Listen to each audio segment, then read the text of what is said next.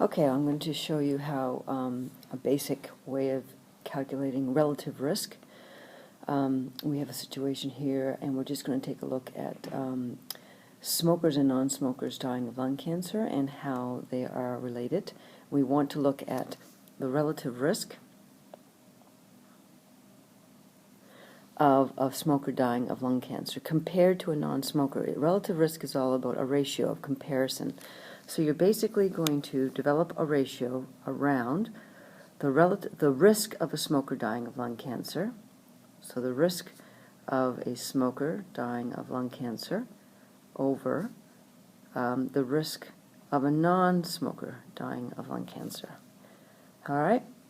First thing that we're going to have to do is develop this first one here, the risk of a smoker dying of lung cancer. So this is like conditional probability. Here is a smoker and their risk of dying or probability of dying of lung cancer, and it's conditional probability. So given that you have a smoker, what is their chance or probability of dying of lung cancer? So that's 397 out of 7316, which is approximately 5.43% if we work it out.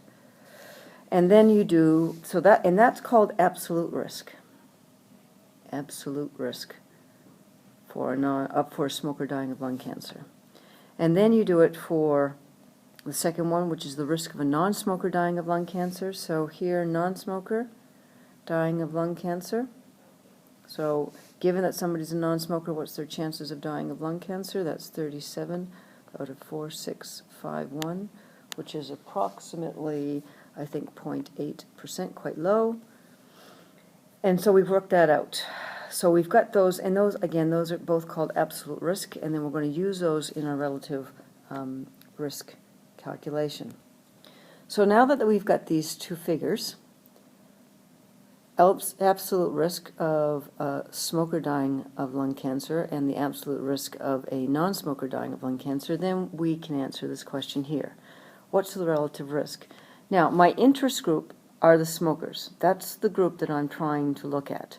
They are the ones that then go on the top of the ratio. And the control group, or the base group, or that I'm trying to compare to, is the 0.8.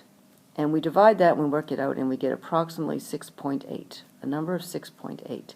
Now, how we interpret that number becomes how basically you do risk and relative risk.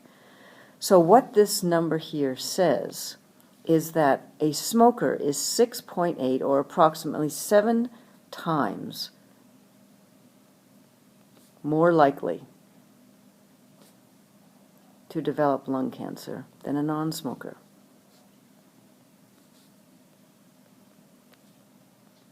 Or die of lung cancer, whatever the case may be. And that's how you do relative risk.